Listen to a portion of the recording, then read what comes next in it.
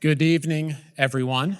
My name is Matt Ewald. I'm our Senior Director of Events and Live Journalism for the Texas Tribune. Welcome to those joining us in person here at the Raindrop Turkish House in Houston, and those joining us online for this evening's conversation, We the Texans, Faith and Public Life. Our conversation tonight is part of the Tribune's We the Texans project that looks at how democracy is experienced and challenged here in Texas, with a collection of stories and events that elevate the voices of Texans. Our events, like tonight's, also look beyond our traditional coverage to explore how Texans and Texas communities are addressing challenges in our state. Faith guides many Texans in navigating their everyday lives. It helps drive a sense of service and a sense of community. And in a world that feels more divided by the day, we want to explore in tonight's conversation how people of faith are working to break down barriers and solve some of our biggest problems. To be clear, tonight's conversation is for all Texans, whether you actively take part in a religious community or you are one of the many who don't identify with a particular faith tradition. We also acknowledge Texas's faith communities are far more diverse than can be reflected on a single stage. We welcome those joining us from around the state to bring your experiences, beliefs, and questions to tonight's conversation. We had a couple changes to our panel within the last few days, and with tremendous respect for the gentlemen on stage, acknowledge that we have what I call a manel. We acknowledge at the Tribune that representation matters and commit to do better in that respect. But we are joined tonight by some really important voices on this issue. Shariq Abdul Ghani, the Executive Director of the Minaret Foundation, Rabbi Steve Gross of the Houston Congregation for Reform Judaism, and Bob Roberts Jr., pastor and co-founder of the Multi-Faith Neighbors Network. And our moderator is Texas Tribune democracy reporter Robert Downen. Tonight's program will run an hour with 45 to 50 minutes for conversation and 15 minutes for your questions. Here in Houston, we have a mic stand for our in-person audience right over there, and our virtual audience can also submit questions online at our Q&A portal, texastribune.org/ask. That's texastribune.org/ask. We are grateful for the support of our sponsors. Our major sponsor for tonight's event is Methodist Healthcare Ministries of South Texas, and our foundation sponsor is the Henry Luce Foundation. Though corporate sponsors and donors underwrite this event, they play no role in determining the content, speakers, or line of questioning. And on behalf of my Tribune colleagues, I also want to thank all of those throughout the state of Texas who support the impactful journalism of the Tribune, including those who have become members. To learn more and to become a member, visit texastribune.org/support. And a huge thank you to our hosts here at the Raindrop Turkish House for working with us on this important conversation, but also hosting those of us here in person to join them at sundown for iftar, the fast-breaking evening meal of Muslims in Ramadan. At the close of our program, Nazli Chizmagi, who directs the Dialogue Institute of the Southwest and has worked closely with us on this event, will share with those in attendance a bit more about the Institute and about Ramadan and what it means to gather for iftar at sundown. Upon the close of the program, she's also willing to give a tour of the Raindrop Turkish House for those who are interested. So now let's get to our panel. Shariq Abdul Ghani is the Executive Director of the Minaret Foundation, an organization focused on bringing faith communities together through multi-faith and civic engagement. Apart from dialogue, dodgeball, and barbecues, Minaret Foundation works with faith communities to change the world through advocacy in food insecurity, child welfare, and religious freedom. For the past 11 years, Shariq has regularly spoken at faith centers, conferences, and educational institutions on topics ranging from American Muslim identity to faith-based advocacy and spirituality. Rabbi Steve Gross has served the Houston Jewish community ever since his ordination in 1996 and is currently the rabbi at Houston Congregation for Reform Judaism. He is a founding member of Truth, Travels Revealing Understanding, Trust, Hope, which is dedicated to recruiting and engaging faith leaders from all religious backgrounds to build relationships of understanding and trust through shared experiences of travel and immersion. He is an active participant in the Anti-Defamation League's Coalition for Mutual Respect and works closely with the Interfaith Ministries of Greater Houston on a wide variety of projects which seek to strengthen relationships between faith communities. Bob Roberts Jr. is a pastor and renowned bridge builder who has dedicated his life to promoting and advancing religious freedom, peacemaking, and civil engagement. He is the co-founder of the Multi-Faith Neighbors Network, an organization committed to promoting religious freedom through intentional cross-cultural relationships, and the founder of Glocal Net, a ministry dedicated to mobilizing the church to bring about transformation in the public square. He is also currently the senior global pastor at Northwood Church and host of the Bold Love podcast. And our moderator today, Robert Downen, is a reporter for the Tribune covering democracy and the threats to it, including extremism, disinformation, and conspiracies. Before joining the Tribune in 2022, he worked for 5 years at the Houston Chronicle. I thank our panel and our audience, both in person and virtual, for being here this evening. And with that, I turn the program over to Rob. Hello, thank you guys so much for coming. This mic is loud, so I'm gonna hold it back here. Thank you very much, and very grateful for everyone to come out here. I want to start with Shariq. We've talked privately a little bit about the the founding of the Minaret Foundation and kind of one of the many anecdotes you had that kind of spurred that. I mean, can you kind of just tell me that story a little bit and then tell us what Minaret has been doing in Houston to kind of within the interfaith space? I thought that was a private off-the-record conversation. I have to say off the record. We were traveling with the organization that Steve Gross and Reverend Steve Quill founded, Truth Travels Revealing Understanding, Trust, and Hope. And the goal of our trip to the former Yugoslavia was to understand the role that faith played in the reconciliation process post-war. And we met with several people. We met with good guys. We met some bad guys, and they were all mixing between clergy, politicians, and people who were actors in the war itself. And there was one individual who we met with at the hotel, and he was the typical Slavic villain from the Cold War days. He had a really cut jaw, high top. He looked really big and burly, and you'd never want to be caught in an alleyway with him. And he was talking to us, and he told us about how he got roped into the war itself. And he said that when he was growing up in Skopje, Macedonia, that on his side of the street were Orthodox Christians, on the other side of the street were Albanian Muslims. And they spoke different languages, they worshiped different gods, they went to different faith centers, they were buried in different cemeteries, they played in their own football clubs, they went to their own schools, they ate at their own restaurants, they never interacted with one another unless the soccer ball went to the other person's yard. And so he said, because I never spoke to my own neighbors, he grew up in an environment with his parents where the typical Islamophobic stuff that we hear today. They want to implement Sharia law, they're gonna take your women, they're gonna do this, that. And so he grew up with that type of rhetoric, and he was never able to counter it because there was no one to counter it with. He never spoke to his neighbors. And so when everything in Yugoslavia started crumbling down, he said when the drums of war started to beat and the talking heads on the media and the politicians started to call for war, he looked at me and he said, it was easy for me to kill your people like dogs. And it was primarily because he never interacted with Muslims. And so that's when we founded Minaret Foundation, because the idea, and that was 2009 or 2010? It was a long time ago.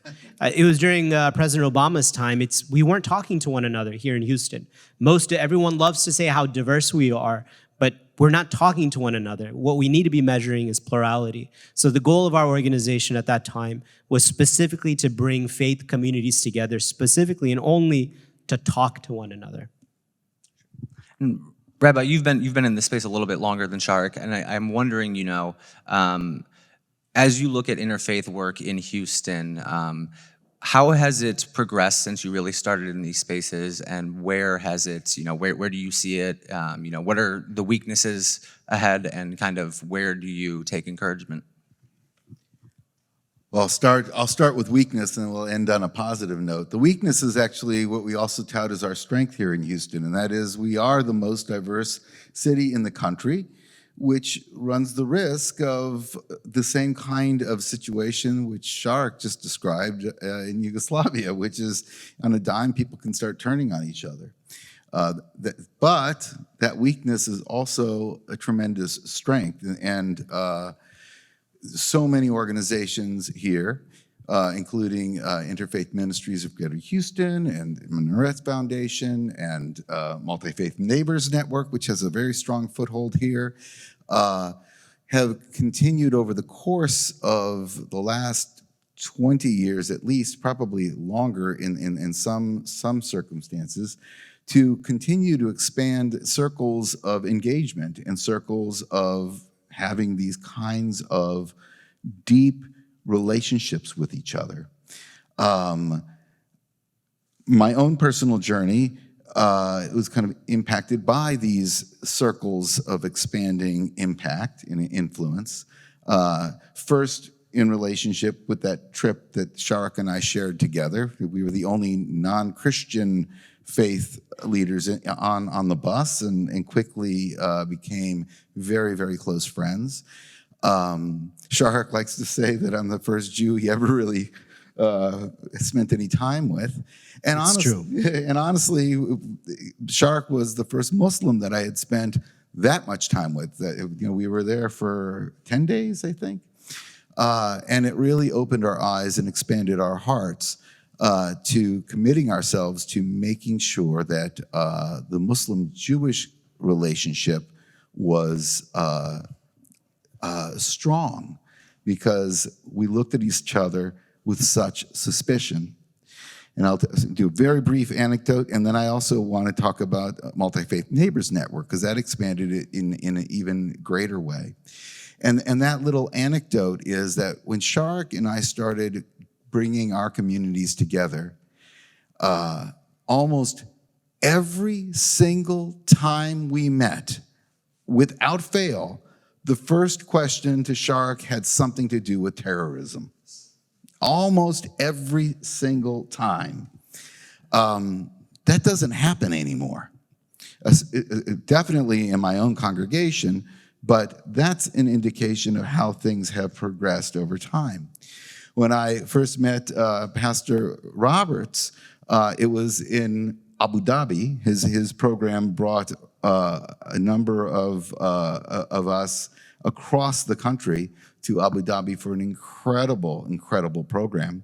And at that point, I had not spent much time with evangelical ministers. I had spent a lot of time with Methodists. I had spent a lot of time with Catholics. I had spent a lot of time with Episcopal, right? But not much time with evangelicals. And it opened an enormous world where I had recognized within myself that my own fears and stereotypes were being projected on an entire, very, very large group of devout Christians in the country. So these circles of relationships have really evolved and matured over the course of the last 20 years. Pastor Roberts, as we get to sit here, American Christianity, not to paint with a broad brush, but many parts of it are in a precocious moment, I guess. We have politics are dividing churches. Churches are closing, congregants going elsewhere during and after COVID. There are congregations that have been split apart by racial justice movements, and we are heading into a 2024 election that is, I'm sure, going to probably just increase this type of church fighting. Denominations are splitting. I'm wondering, how that trend has kind of complicated interfaith work. It's, I'm sure, hard to get people to think about, going to meet their neighbors who don't believe like them, don't, necessarily look like them, when they can't even sit in the pews with their own church members. And I'm wondering if you can kind of just talk to me about how that challenge has impacted your interfaith work, but also, in navigating those tensions, what you have found to be the most helpful and beneficial approaches. It's made it difficult. It's not easy. I can't tell you how many young pastors I talk to that are really frustrated. They don't know what to do. They want to speak out. If they speak out, they lose members. That impacts the finances of the church and the ability to pay staff. It's complicated. I think the challenge we face, though, is we're coming off a season where the conversation of the church has been, how big can we grow it and how fast? And that's good. I mean, I'm Baptist. We want to baptize everybody. We still talk about baptism. I haven't gotten away from it yet. I'm just teasing you, Steve.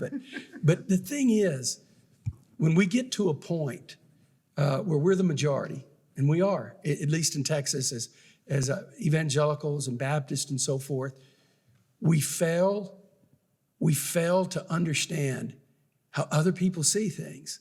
And we don't have to give up our theology, but our theology does teach us that we need to be sensitive, respectful, and listening to other people. And I think that's where a lot of pastors struggle. We look at the border. There's a challenge there. But why are we going to vilify Hispanics and other people that want a better life? That's just one example. We look at the racial issues. Man, nobody wants to be woke. Okay, don't be woke. But let's deal with racial issues. We've got real problems.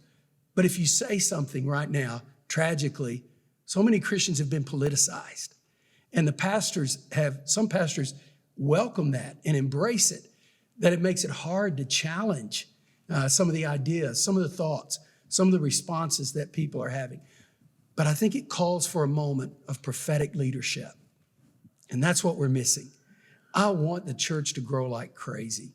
It's my passion. It's what I studied. I started a church. It grew. Started several hundred churches out of that church. But if I'm not being true to what Jesus taught, what do I have? I can have 10,000 people, but if I can't challenge people about caring for the poor, what's that about? If I can't challenge them to love their neighbor, what do you do with that? Jesus was more extreme than love your neighbor. He said, love your enemy. And it's not enough for me to say, I love my enemy. Does my enemy feel my love for them? And so I think it's hard, but what a moment. I mean, history, everybody knows this.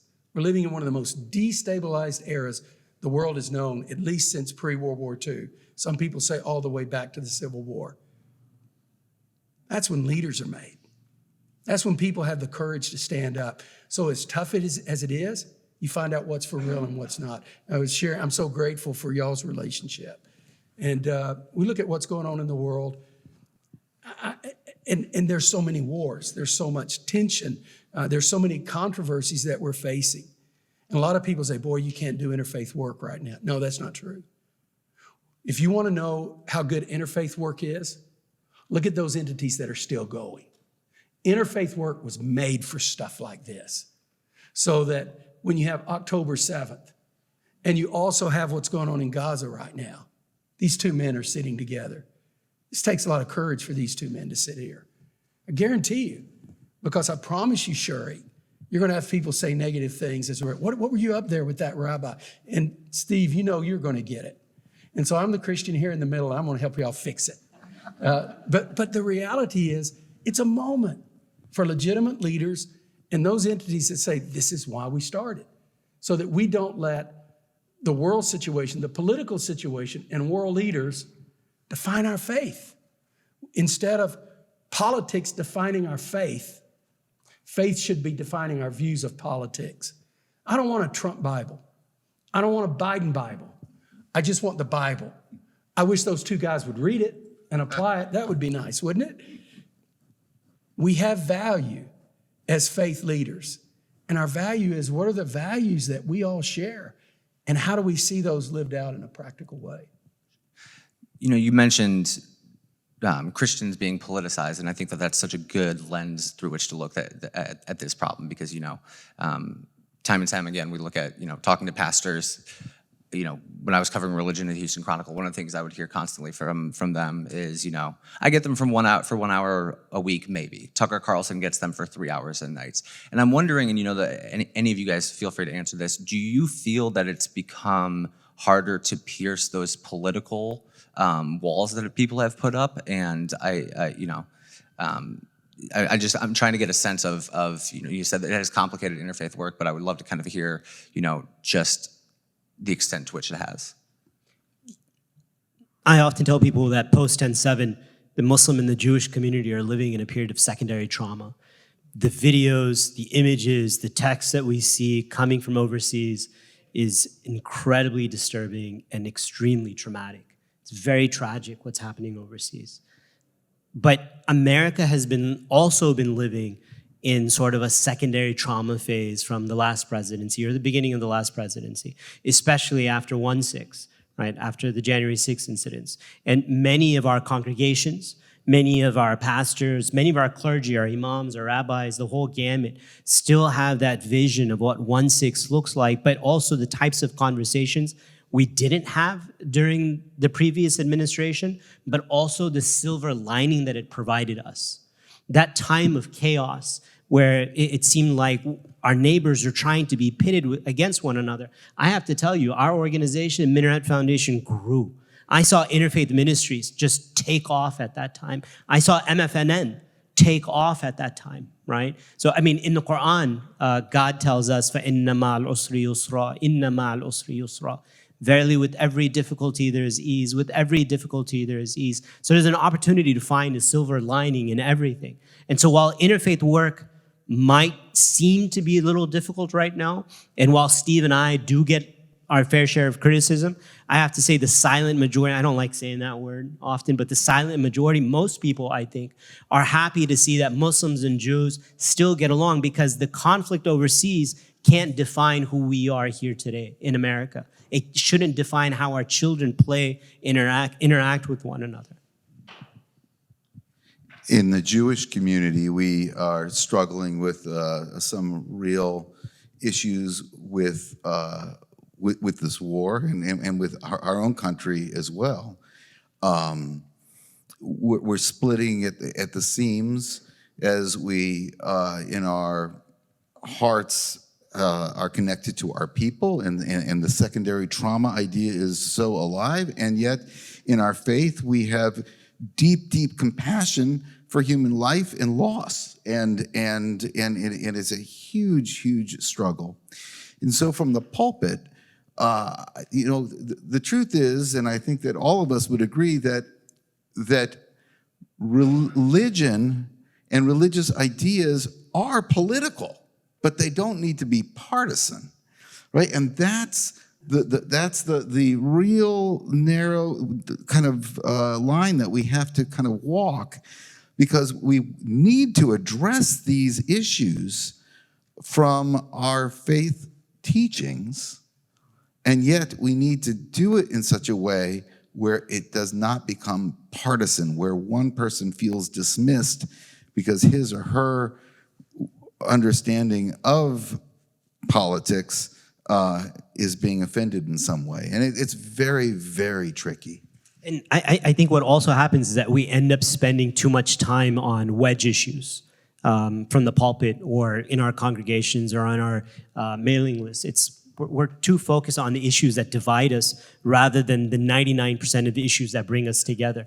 Taking care of our neighbors, making sure that they're fed, ensuring that our women aren't trafficked, that our little boys aren't trafficked, that people who are coming into our border, they at least have a place to stay, that they're taken care of, that they have healthy lives. These are all things that everyone can agree on, both the left, the right, the center, everyone can agree on because it's based in Scripture. It's in the Hebrew Bible, it's in the Christian Bible, it's in the Quran. These are all things that we can agree on. But when we start talking about, I don't know, maybe voting rights or abortion, issues related to the LGBTQIA plus community, migration patterns, these are things that just start to really split us.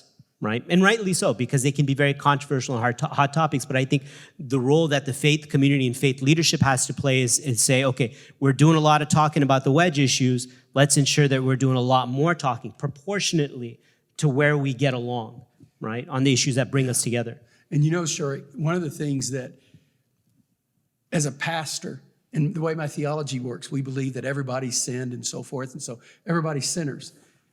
One day I realized, why do I start with Genesis 3? I mean, we share the same book, and we got some beautiful things from Judaism. And one is we're created in the image of God. When I see a person, I don't care what their religion or lifestyle is. if I'm a true Christian, I should see that person, they're created in the image of God. They have the fingerprint of divinity. And I know Muslims, you differ on that, and yet you believe God made us all and the human dignity of every single individual. I've concluded for a faith to have value in the world today, the most important question really is not, what does it do for itself? What value does it bring to other faiths and other people outside its own religion?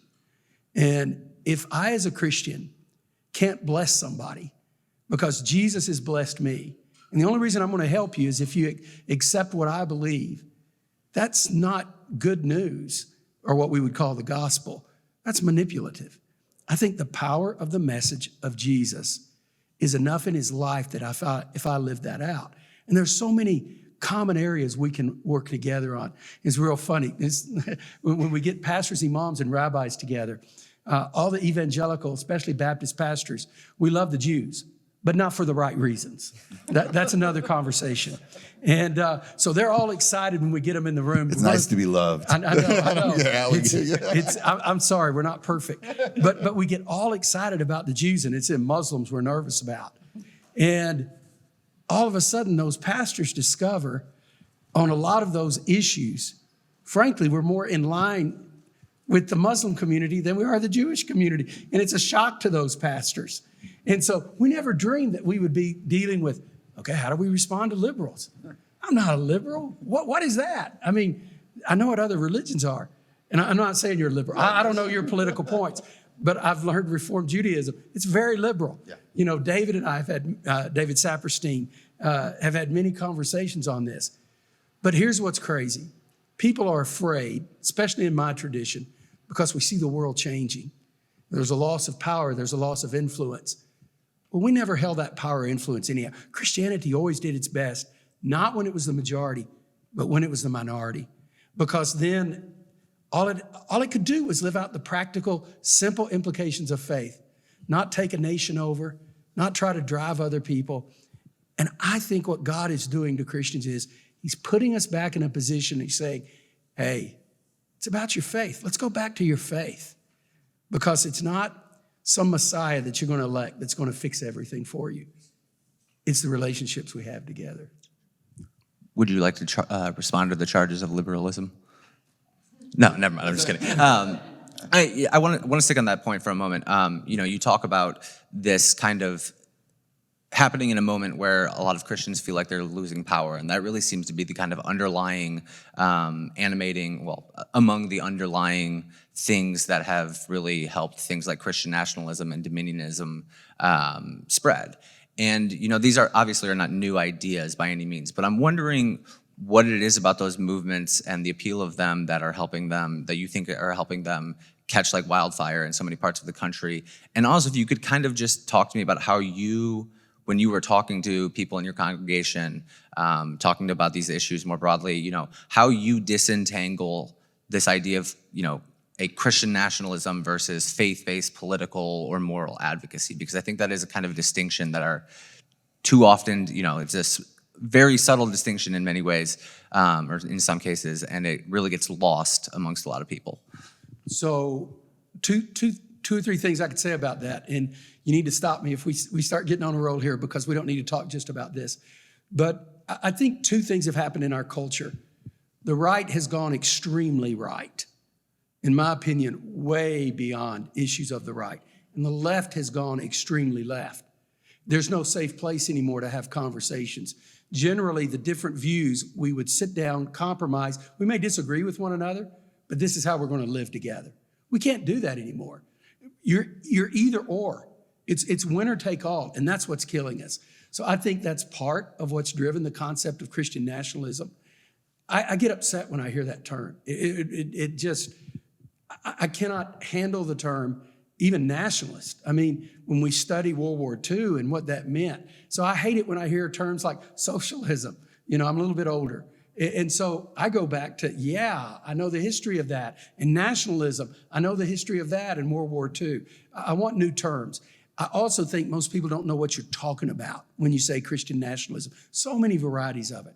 But let me make it perfectly clear and perfectly plain. I'm an evangelical, conservative, Baptist pastor, and Christian nationalism has no place in Christianity.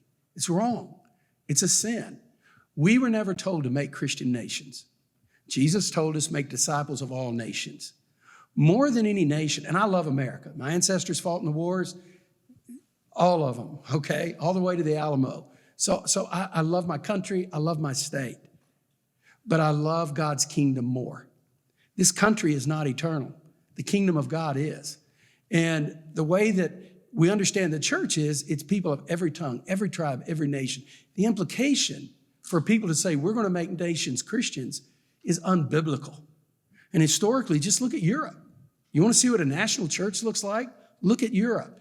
The way we make morals, our moral positions heard, is not by taking over the government and forcing our religion down someone's throat.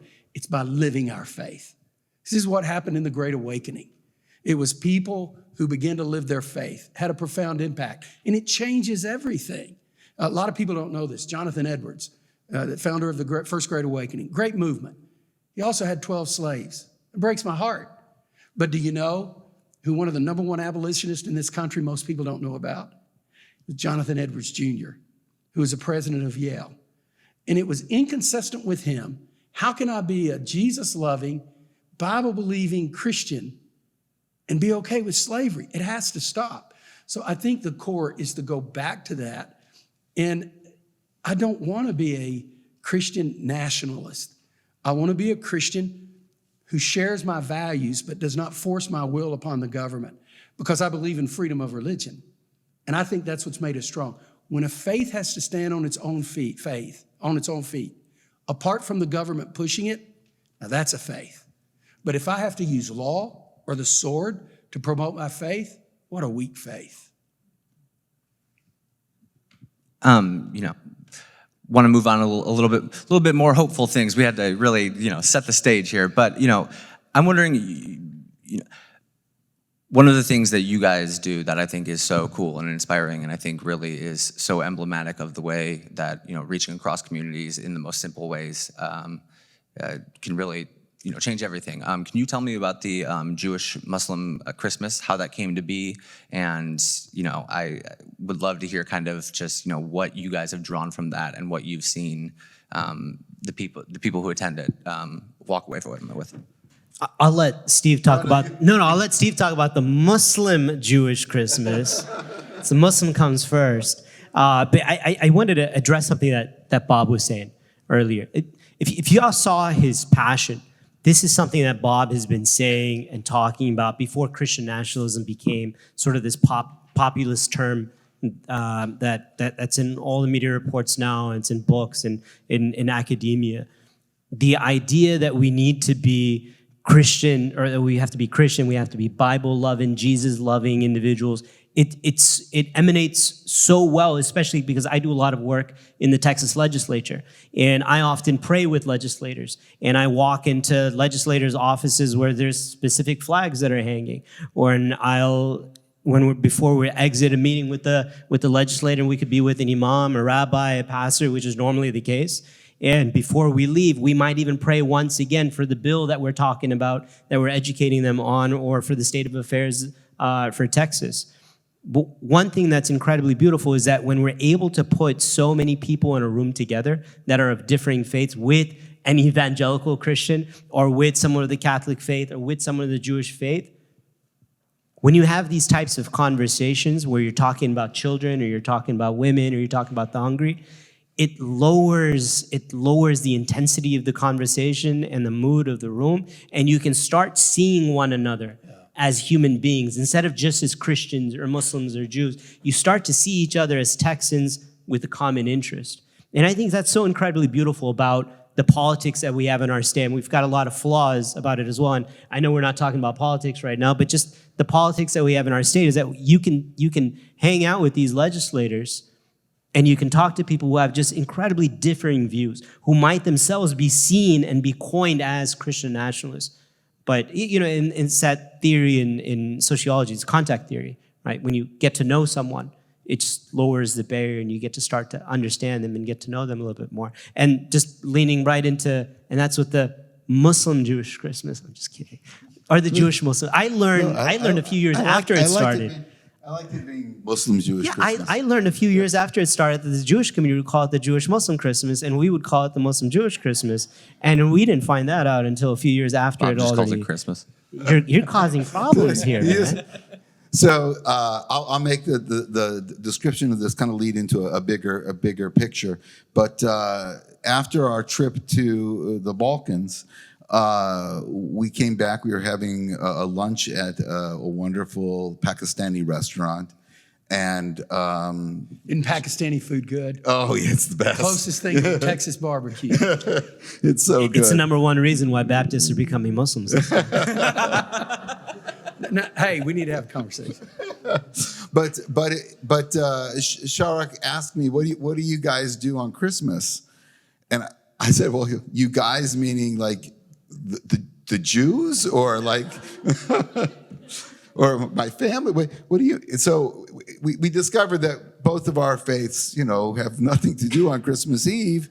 Why don't we all get together and do something? And we have gotten together every Christmas Eve during the afternoon for the past 14 years. 14 years. With the exception. With the exception of this year. We were going to do a video and it slipped away from us.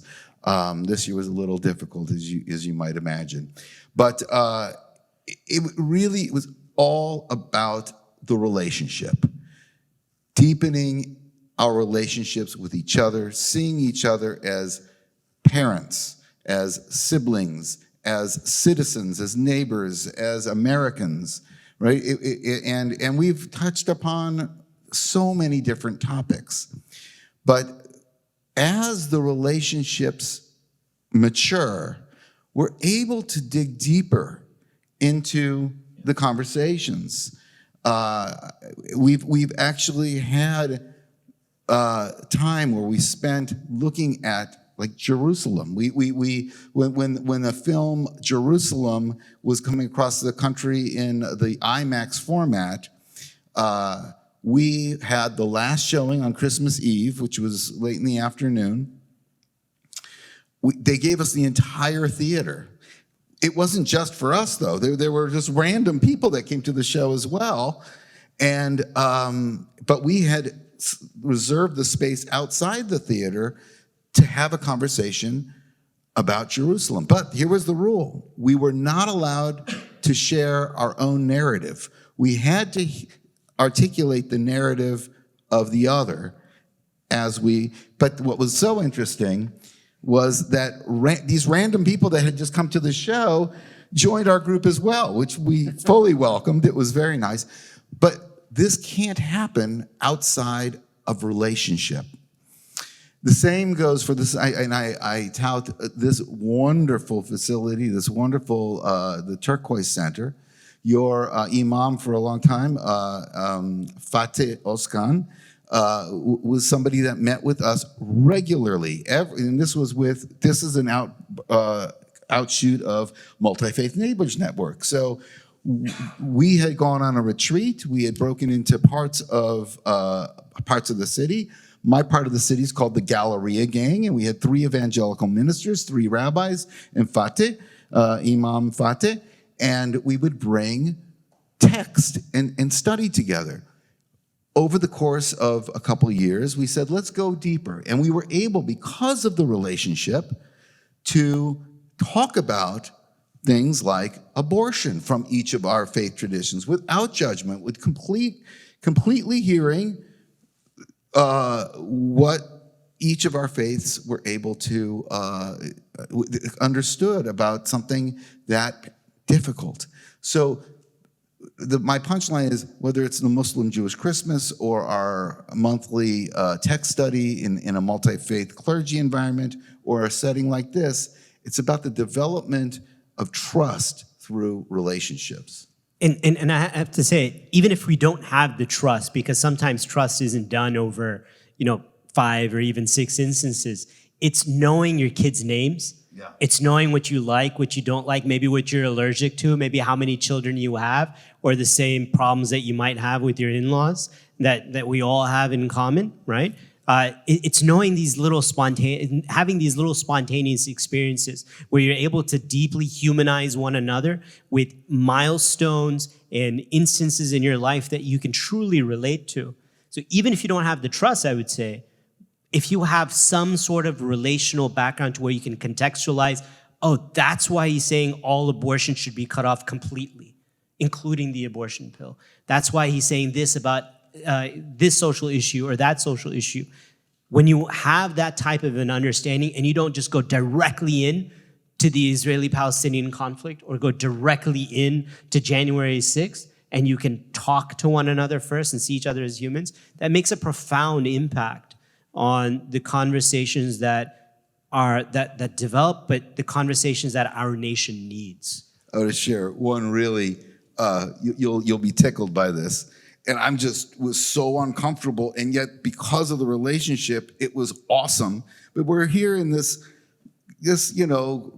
River Oaks style cafe, having croissant, having this conversation, and my back, I was feeling pain in my back, and Pastor Justin Elder, he goes, I can't take it anymore. I need to pray on you. And I'm like, what? He goes, I just need to pray on you. Trust me. And so in the middle of the restaurant, he starts praying. He has his hands on me. He's evoking, Jesus to bless me with healing. And I felt in the moment very conscious of the fact that it's taking place in this restaurant, but I felt the love. And that only happens, again, when you start to understand the language of the other faith. I'm feeling love, and that love was healing, and it was beautiful. And from that, I don't really know how to do that. It's not part of my tradition, but it was powerful. And that's the kind of stuff we share as we spend time together, not only as clergy, but as lay people as well. This is a panel of one Muslim and two Christians then? Is that what's going on? We evangelicals are, you want to convert everybody. Okay, it's true. I'll give you that. But you Muslims are no different. I'm probably had more Muslims try to convert me, anybody else. Jews, Reformed Jews, whatever, it's okay. But the Muslims, I have more of them. And I remember I was with these people in London, very prominent old Muslim man, and I'd become friends of his. And he comes up to me and he says, Bob, I just love you so much. Please, have you considered, you must become a Muslim. And the next somebody hears him and somebody says, leave him alone. And I said, no, let him alone. Bob needs to be a Muslim. Bob, that was the greatest compliment they could give me. What they were saying is, what's made a difference in my life, I want it to make a difference in your life. And I think you're right, Steve. Something I've discovered, okay, since we're all people of faith here, there is one thing that we three believe in that I know we agree on. Here's the first. God. We believe in God. Now, we want to define him a little different. I spell God J-E-S-U-S. Y'all don't. I get that. But we also believe in prayer. And I'm telling you, something happens when we pray together. And I begin to wonder, what is this that's happening? In my tradition, it's what we call the Holy Spirit. He's right there among us. And wouldn't it be great if when we have crisis, we could pray? We think, well, I can't pray with that person. They're a different religion. You think God runs off from somebody because they're another religion? Does God not hear my prayer when I'm sitting beside a Jew or a Muslim? I don't think so. I think in those moments, I think it gives God tremendous joy. We had this big event at our church one time, and we expected a couple of hundred. We had a couple of thousand Muslims show up. And me and the imam were sitting on the front row, and we were both just stunned. And we were trying to figure out how we were going to feed everybody. We ordered 500 halal beef ribs, and that doesn't go far with 2,000. That's probably what we had 2,000 Muslims come. They wanted to see, what does this stuff really taste like? But I told the imam, I said, I know this much. God is happy tonight, simply because we're here trying to build bridges with one another. So it is relationships. I deal with a lot of religious freedom issues. I work with government leaders and so forth. I'm telling you, law is good, relationships are better. Relationships do a better job of defining law than cold law that has no relationships. We're getting close to Q&A, so I just want to, throw, again, was trying to end on a hopeful note, and you guys have made it already hopeful, but I am just wondering, as you kind of look out in the future, we do have, there is so much that I think people are dismayed and concerned about right now, even without, the acrimony likely to occur over the next few months. And I mean, from an interfaith perspective, what do you look at and see signs of hope and optimism? What really gives you that hope for the future? After 10/7, one of the, we talk about the Muslim Jewish Christmas, we talk about the retreats and everything. These are all social structures that are in place to essentially push back against a tide of hate or polarization. These social structures allow us to be able to dig deep and say, no, we're not going to sway that way. We know who our neighbors are. But one of the new social structures that truly emerged after 10/7 was the creation of these, and they've always had them, these employee groups in lots of these corporations. I think Halliburton had them, Shell had it, Chevron had it. I know the ones in Houston, Accenture had them. And what happened was that employees of the Muslim faith, of the Jewish faith, of the Christian faith would come together, and they still do. And they come together to talk about the conflict and talk about how it makes them feel. As someone who works in a multi-faith space, I think that's beautiful, because interfaith work at its core is, as both of you were saying, was about building these relationships. And it doesn't have to have the name interfaith or multi-faith. It just needs to have the name of loving thy neighbor. I think that's common in all three of our traditions. And when companies can adopt this as well, when corporations, when money drives their every incentive, recognize that there is an issue that is splitting the seams of our society, that we need to address it. I think it's beautiful that they come together and they say, all right, fine, let's talk about it in a facilitated manner, because that builds yet another social structure by a different name. Doesn't have to be interfaith or multi-faith, but it's building these relationships within the company upon common and shared values. And if you guys have questions, feel free to start lining up behind the microphone. But I just wanted to throw that question to one or both of you as well. What are you hopeful about? In Judaism we have this idea that not only are we created in the image of God, but everything that is in us is created by God. So that same capacity that we have. And we're witnessing in spheres of anger and hate and this outburst. We have the capacity also for love and compassion and healing. They're in us. They're in everyone. They're in the haters and they're in the lovers, right?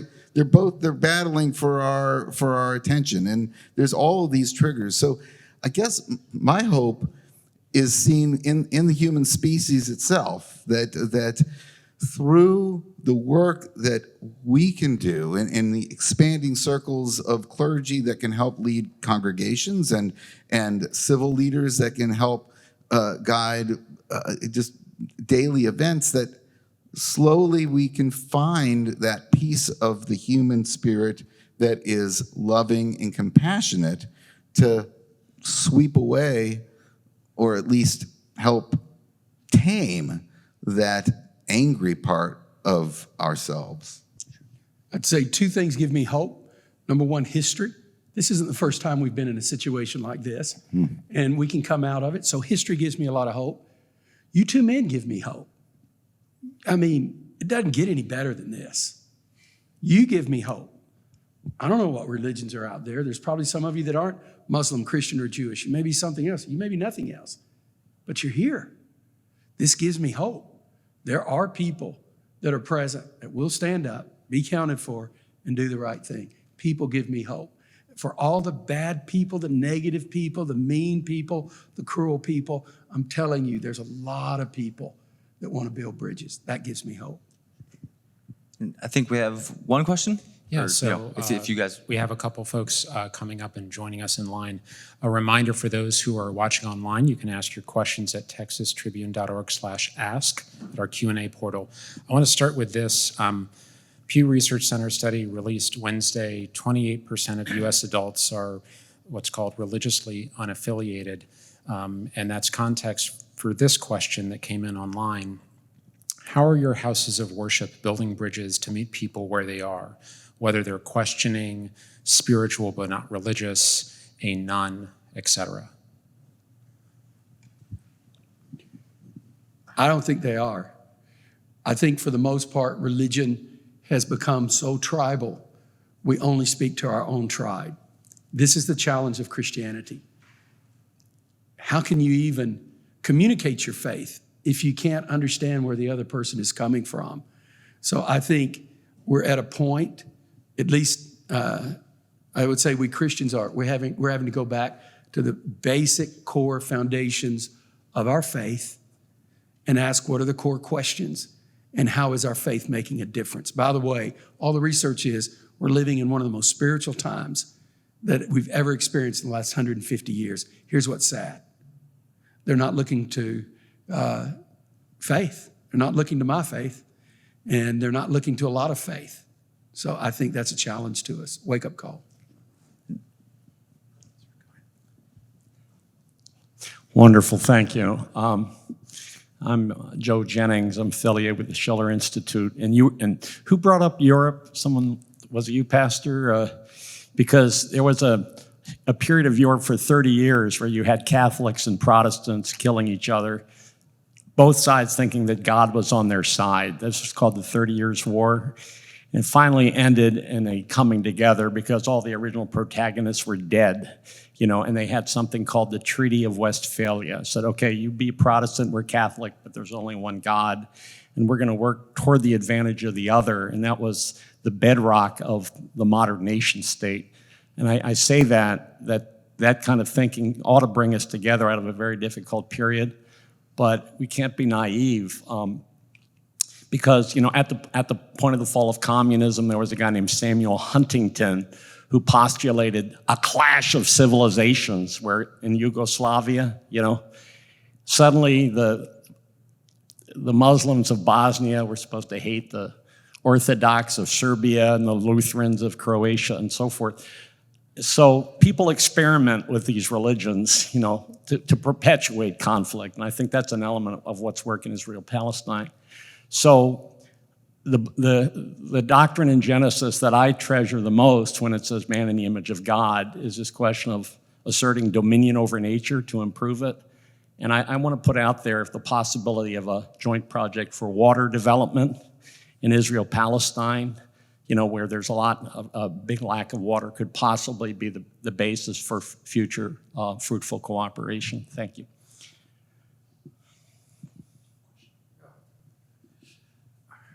All right, Leonard Chan, I just have one philosophical question is, how do we expect people to understand other faiths if they don't even understand their own?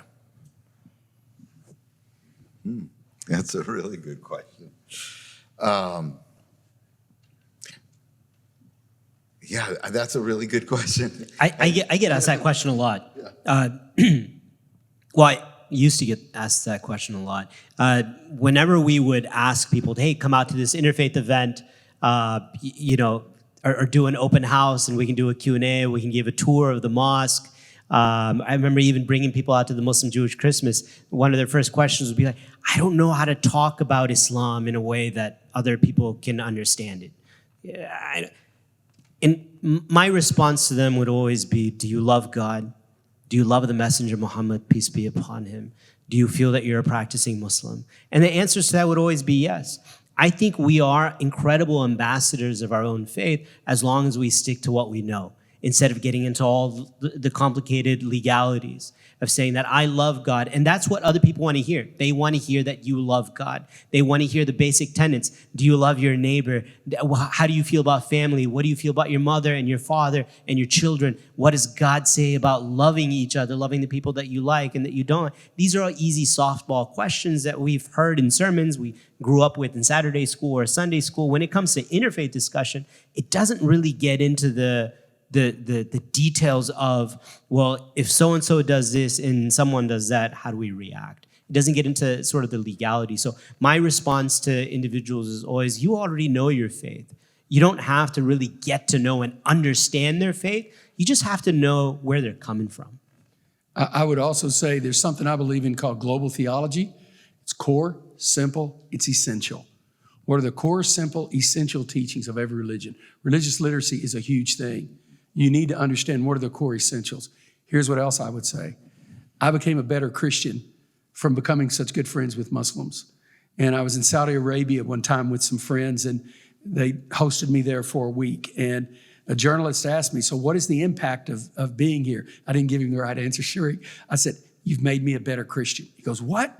I said, you've forced me to think deeply. Why do I believe what I believe? One of the things that grows your theology and your understanding of your own faith is not merely that you know your catechism, but when you're asked what you believe from the vantage point of someone who doesn't share your faith, it makes you start thinking deeper about what you believe. There's a lot of research on this. People who are involved in interfaith, multi-faith kind of conversations, they tend to go deeper in their faith. It doesn't. A lot of people go, well, we don't want to do that. We may lose them to the other faith. No, it has the opposite effect. Do you have a question? Yes. So I work for Interfaith Ministries for Greater Houston, and daily it comes up how we feel like we're consistently preaching to the choir.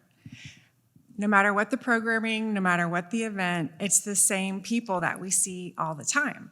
My question to each of you is, how do we, not just my organization, but any organization that's trying to reach across faith communities, how do we break the silos? Is it programming? Is it, Rabbi Gross and I were having lunch one day, and he was telling me about your organization, and we are interfaith ministries, you are multi-faith. And Rabbi Gross was telling me how that the term multi-faith is a more inviting word for those in the evangelical community. Like, why is that? So my question is, how do we reach people outside of our silos that can come to these interfaith events?